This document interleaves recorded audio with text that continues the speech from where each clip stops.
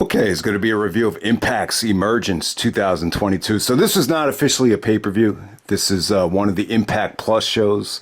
I actually ordered this on Fight for $9.99. So yeah, really good show. I thought it was worth the money. I would actually say this was a better show than Bound for Glory. Great main event here. I just think the show from top to bottom is really good. So let's get into it. At the end of the video, I do want to touch on the Impact pay-per-view format. But first match of the night for the X Division Championship, we got Speedball Mike Bailey taking on Jack Evans. All right, I thought this show got off to a kind of a weird start here. There's just something lacking about this match. So when Jack Evans came out, you definitely notice a lot more muscle mass. Clearly been spending more time in the gym. I mean, he looked more cut up here for the first time since Final Battle 2009 when Ring of Honor brought him in from when he was in AAA. Remember, they brought in all those AAA guys for Final Battle 09. But yeah, Jack looked in much better shape here than he did in AEW. But I have to say, it didn't really equate to better movement and just better timing in the ring. You know, Speedball, you could definitely argue that he's an MVP candidate for this year. But this match is not going to help his cause. It just felt like Speedball didn't really get the chance to, he just couldn't feed off of Jack Evans the same way he fed off of Bandido or Alex Shelley. And it just seemed like Jack was a little bit winded out there. Clearly been spending a lot of time in the gym, but, that doesn't always equate to, putting on great performances in the ring. It's like the same thing with basketball. It's like the best way to get in shape for basketball is just to play. Spending time in the gym isn't really going to help you in the ring. But yeah, give Jack Evans credit. I thought the match was okay. There was one pretty brutal spot where Jack actually transitioned the Tree of Woe into a German suplex, and he just Mike Bailey just landed straight on his head. It looked nasty. You hope he's okay, but I think he was okay after that spot. But nasty looking German. Jack goes for a moonsault, misses, and then Speedball actually hits the Ultimo Weapon off the second rope. It looked like Jack could have got to the ropes for a rope break, but yeah, that was pretty the ending. A little bit anticlimactic.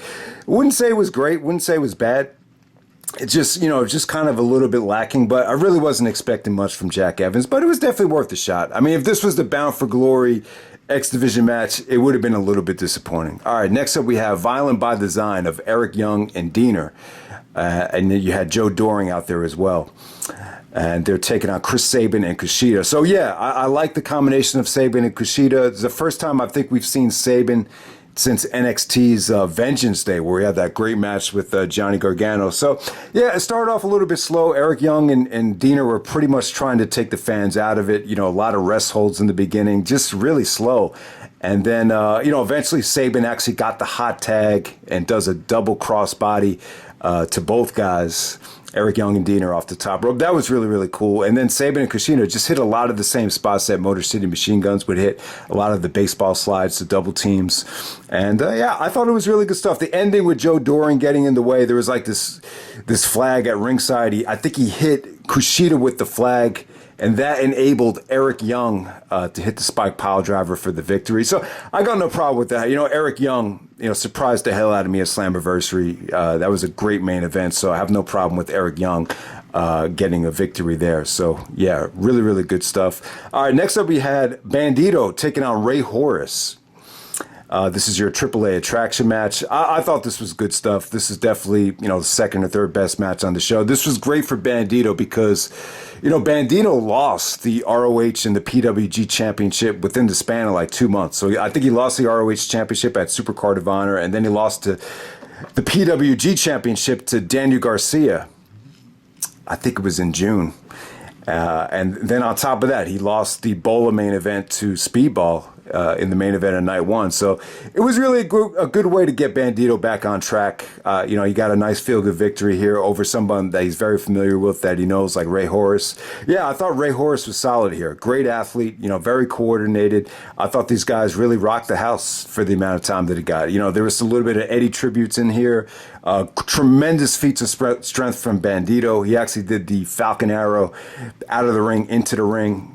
Came off really impressive. He did a one-handed gorilla press to Ray Horus. There was even some, double Yakuza spots where both guys were just laid out. So yeah, I thought it was good stuff. Bandido hit his springboard German finisher to get the pinfall there. Nice feel-good victory for Bandido. And yeah, I mean, if this had gotten a little bit more time, if they had more of a crowd to feed off of, I would have said that this was great.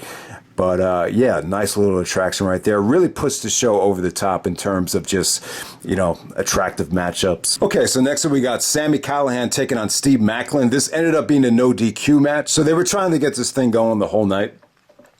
And they kept on, beating up the referee, fighting to the back. So Moose was doing an interview with the young girl, and they started fighting again. Then Scott D'Amore comes out, tells Moose to get to the back, and this ends up being a no disqualification match. So it definitely made sense. This is what Sammy thrives in, this environment. And then at the same time, the feud really called for it, just by the way they were,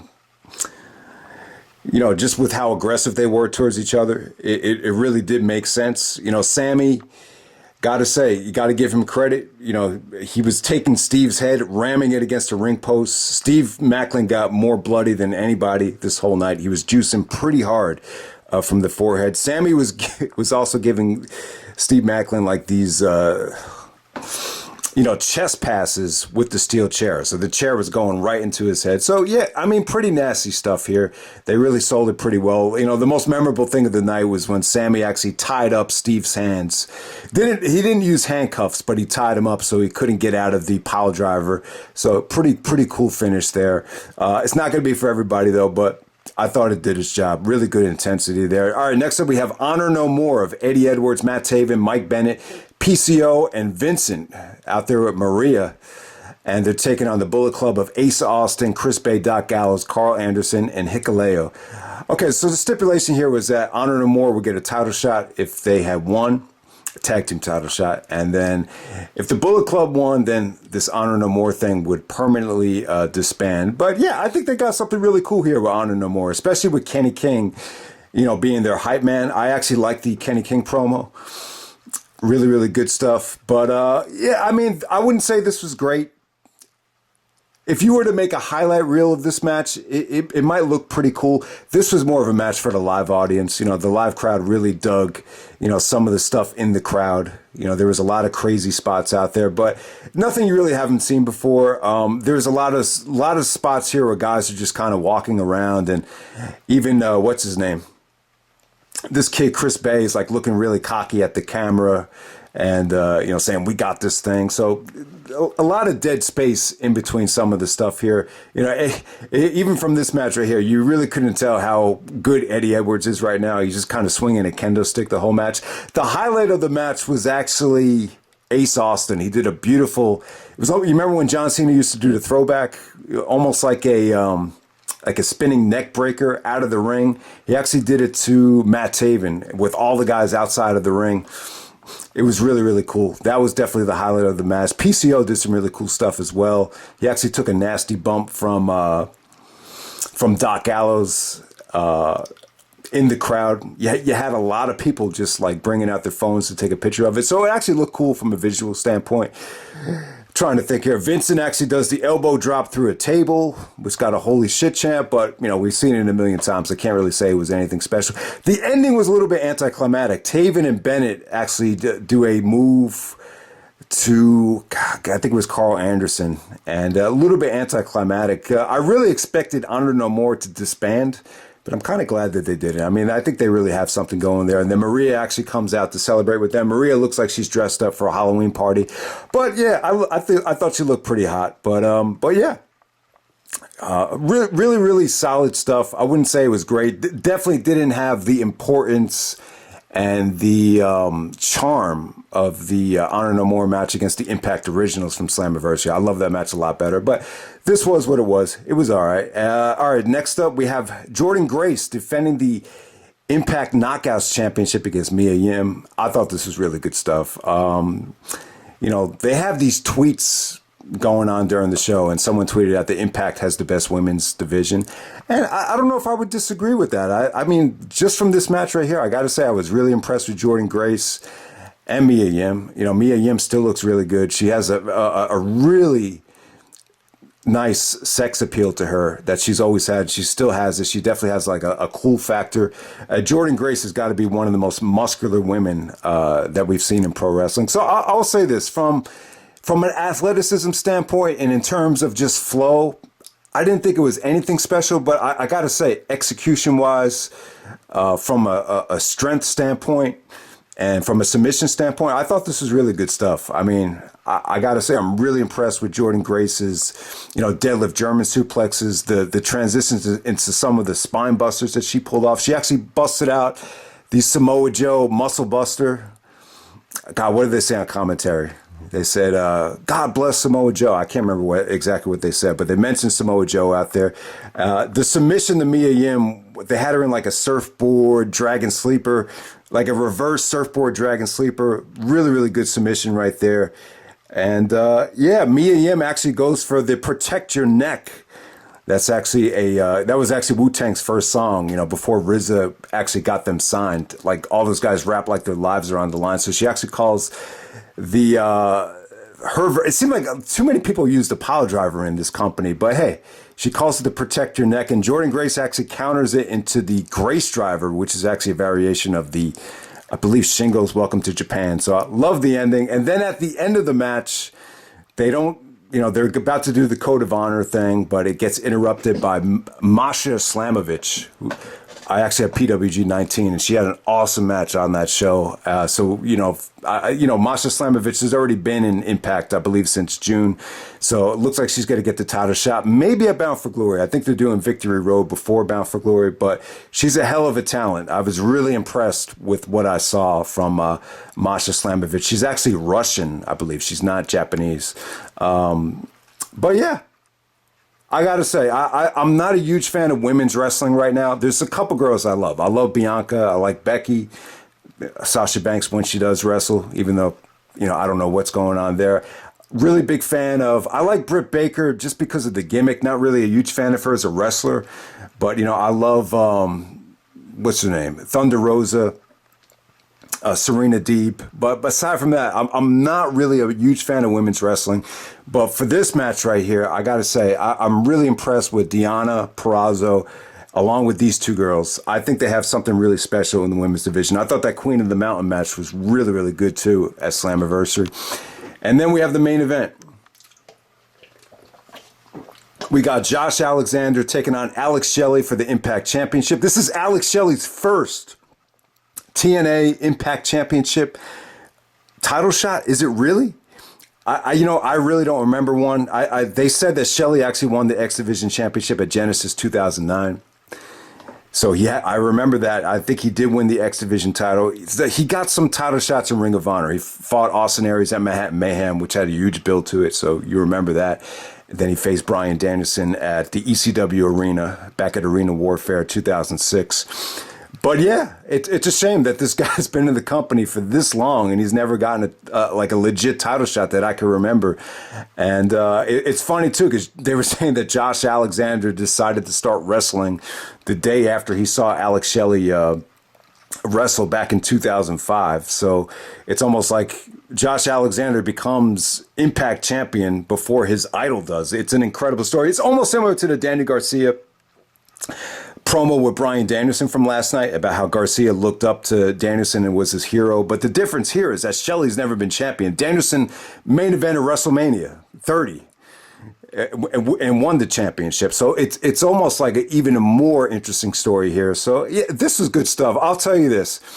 You'll love the match if you're a big Alex Shelley fan. This was definitely a great example of showing Shelley's technical ability, but at the same time, really delivering an action-packed main event, a roller coaster ride of a match. And he was able to show both cases of it. It wasn't really the high-flying version of Alex Shelley.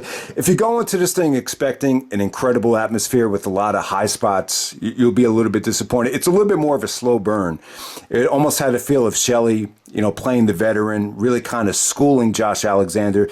Josh being a little bit guilty and a little bit hesitant because he's champion before his idol. That type of thing going on. With Shelley really working over the arm quite well with the Border City stretch and, just going to work on the arm so Josh couldn't use the double-handed pile driver, to get the victory there. But in terms of some of the counters here, beautiful stuff. I'm not a huge fan of the Alex Shelley's shell shock finisher. You know, Bobby Lashley calls it the flatliner. I'm just not a huge fan of that finisher, but they played off of it beautifully here. I mean, there's just so many, you know, great counters to that with Josh actually Oklahoma rolling out of the shell shock, and, you know, Shelley hitting the shell shock a couple of times. But the most beautiful counter of the night was when Shelley actually goes for the sliced bread in the middle of the ring. You know, a lot of people use that finisher. I think Jimmy Jacobs called it the Contra Code. But Shelley goes for the sliced bread in the middle of the ring, and Josh actually counters it into the pile driver, and then he kicks out. And then Shelley actually kicks out of it. That was an incredible near fall. But, yeah, I mean, just great stuff, man. You know, great stuff with, you know, Shelley really going to work on the arm. And, you know, Josh's transitions into some of the ankle locks, and, you know, transitions out of the sliced bread into the Germans look pretty cool. And then the ending, too, when Josh actually sucks it up and he actually puts more grip into one side of the arm to get him up for the spike pile driver, and able to win it there. So, yeah, I mean, really, really good stuff. I would actually prefer this over, you know, this is exactly what I expected, because I knew what Shelley can do in the ring. The match that Josh actually had with Eric Young, that really surprised me. Like, I was not expecting it to be that good. This, you know, if this was given enough time, you know what Shelley can do with anybody. So it really did deliver. So, yeah, I think they made the right call. It would have been cool to see Shelley win the belt, but considering that, you know, Bound for Glory is less than 2 months away, I think they made the right call. I think Josh is definitely the face. Obviously, this guy's the face of Impact right now. I would even say they're lucky to have him. And yeah, I got to say, Impact is it's a good company right now. Look, it's Dixie free, it's Russo free. You don't have Jarrett, you know, constantly trying to make himself champion for every milestone.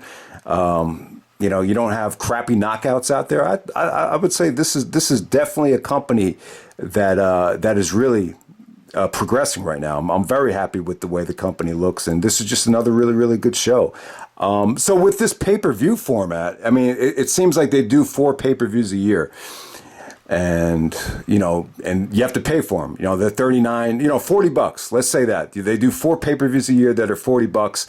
If you sign up for Impact Plus, you'll get these Impact Plus shows like Emergence.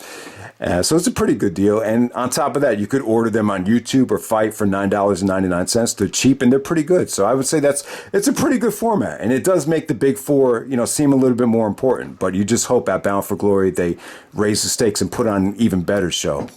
So yeah, I thought this was a great show. At Bound for Glory, I mean, I don't really know what they can do. Like, just from the main roster, I would say the most attractive main event will be Josh Alexander and Speedball Mike Bailey. I would definitely say that. Maybe you could do that option C thing with, you know, Speedball with the X Division title like Austin Aries did back in the day. But I don't know. You know, maybe with Bound for Glory, you could bring in a guy like Davey Richards. Maybe you could bring in Takeshita for Bound for Glory against Josh Alexander. I think that will be really cool. But yeah, but, you know, aside from that, I thought this was an awesome, awesome show. I wouldn't say it was quite better than Slammiversary, but yeah, I thought it was really good. Pleasantly happy with the way the show came off. If you're going to check out one thing, check out the main event. But the show definitely has some depth on it. You know, check out Bandido or Ray Horus. And, you know, also the Sabin and Kushida match was really good as well. And the women's match, you know, the women's match was, I would say, I was pleasantly surprised by the Jordynne Grace match with Mia Yim. I thought it was really good stuff. So hope you guys enjoyed the video, and I'm out. All right.